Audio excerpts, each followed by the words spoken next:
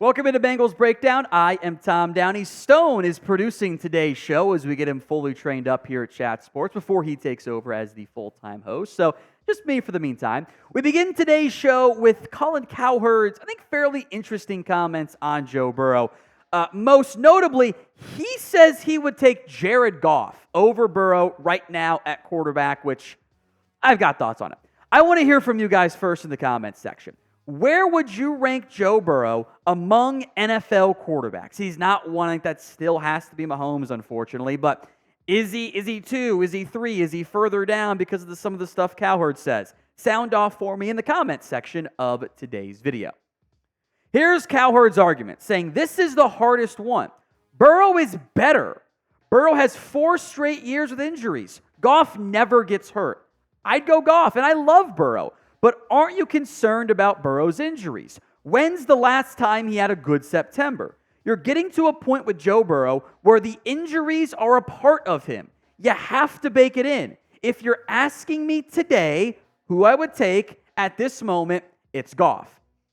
I do think that Cowherd has some valid points here against Burrow and in favor of Goff. And look, the fact that Goff never gets hurt, he I think is an underrated tough football player. I do think matters. I think it's a pro in favor of Goff. And the injury history, how much time have we spent talking about this, right? We mentioned that the fact that Burrow doesn't ever get a normal training camp, right? Had the rookie year, then tore his had the knee tear in 2020, and then the COVID stuff, and then the sprained MCL in 2022 going to the Super Bowl, the appendectomy that cost him so much weight and was just weird for him. The calf strain in camp this year. The wrist tear he's now going to have to rehab for, at least, or deal with, I should say, as part of training camp. All of that stuff does matter in these conversations. And look, we've spent a lot of time about the slow starts for the Bengals in September.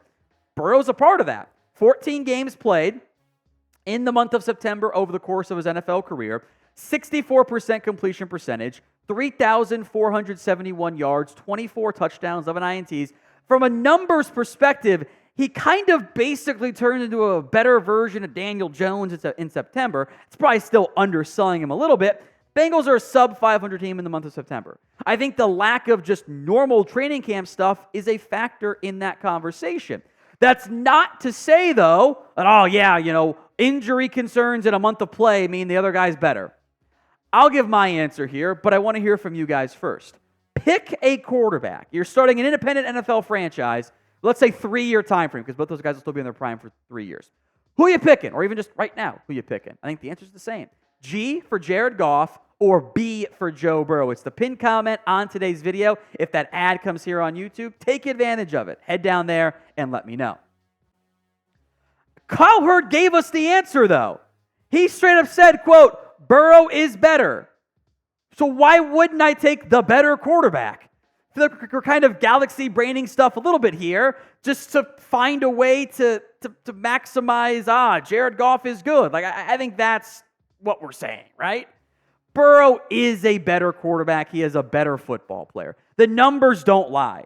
It's pretty, I get the injury stuff. It's all very valid. We've seen him play so well in the biggest moments. He had 35 touchdowns in 2022, 2021. I thought Jared Goff played really well last season.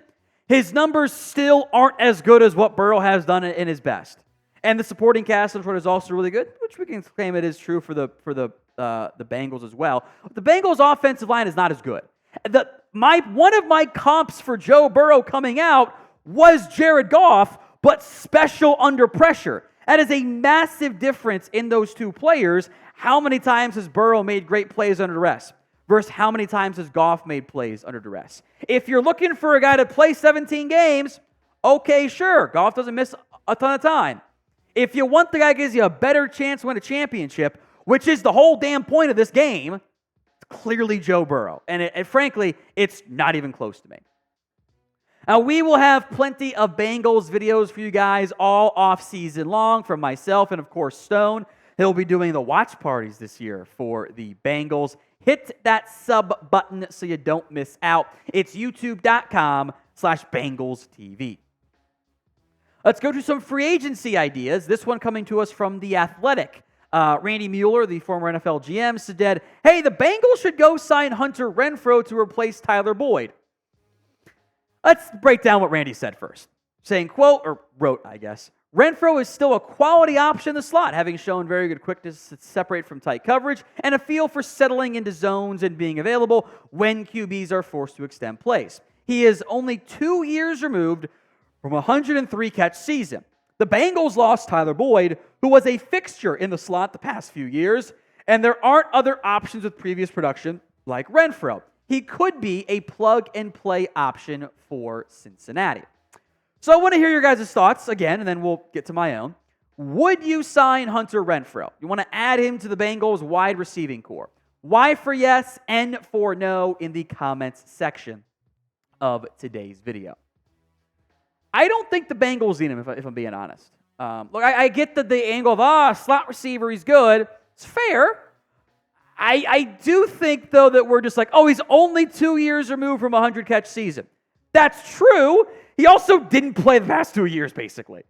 I kind of feel like, to an extent, we're ignoring that more than we should be. Renfrow in 2023 and 2022 wasn't very good. He's not that far away from hey, did Andre Yoshivas outplay Hunter Renfrow a little bit last year?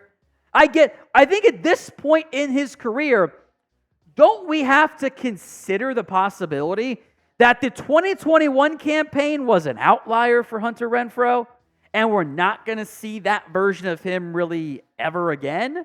I would also argue, yes, you lost Tyler Boyd. That is fine. You bring back Jamar Chase. You bring back T. Higgins.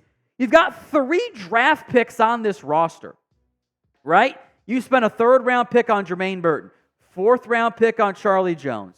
You spent a day 3 pick on Andre Yoshivas, who I thought played pretty well last year, relative to expectations for as raw as he was.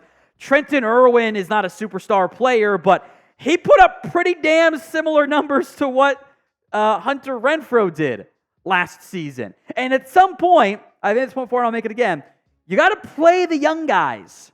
You got to see what Burton and Jones and Yoshivas can do in case you don't have Higgins next season. I don't think it makes sense to add Renfrow when you've got 2 established players and a bunch of young guys you want to give playing time to. Now, we're going to talk offensive line more in depth here on today's show, but the Amarius Mims rookie jerseys are available. Go to chatsports.com/Amarius Mims to get the Bengals first-round pick jersey. I love that he's wearing 71, but that's a good right tackle number. Link will be in the comments section and the description of today's show. It's chatsports.com/Amarius Mims. Let's talk Trent Brown. Bleacher Report, in a thing that kind of surprised me, listed Brown as the best player who could be cut by the Bengals, which, okay, interesting there. Of note, the contract, I'm not going to go into what Bleacher Report said. It was just Amarius Mims stuff. It's fine. The Bengals would save $2 million and pay him about $2.4 million to not be on the roster. So you're saving about 50% of the contract that you were in line to give him. You're not paying him that much money. And that's a big factor in why, frankly, I think cutting Trent Brown would be a mistake. I think that even if he's not a starter for you, if I love Mims, if he emerges, great, that's a good thing. You cut Mims, or you cut Brown, I think you're making a mistake with what you have currently in your offensive line room. So more on that here in a minute. But how many games do you think Trent Brown will start for the Bengals? Is it 0?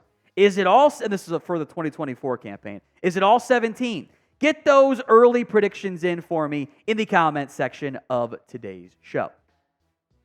Trent Brown is a starting caliber offensive tackle. He did not get paid a lot because he has missed time. He's not a premier starting caliber offensive lineman. And he was fine. He's a good run blocker. He fits the Bengals mold of they just want the largest human beings on the planet on the offensive line, especially a tackle. I'm fine with that. Here's why I hate this idea. Let's say Amarius Mims wins the starting job. Awesome. What happens if Orlando Brown goes down? Knock on wood, or Mims gets hurt? Are you going to start Cody Ford? You're going to start Deontay Smith? You're going to try and make Jackson Carman a thing for the 5th straight year or whatever, 4th straight year, whatever? No. The worst case scenario is you pay Trent Brown $5 million, a little bit under that actually, and I think there's actually some incentives that would bring it down, to be your backup and have stability there. That is a deal I will make every single time. So no, unless Trent Brown is like out of shape or something weird, I am not going to cut him.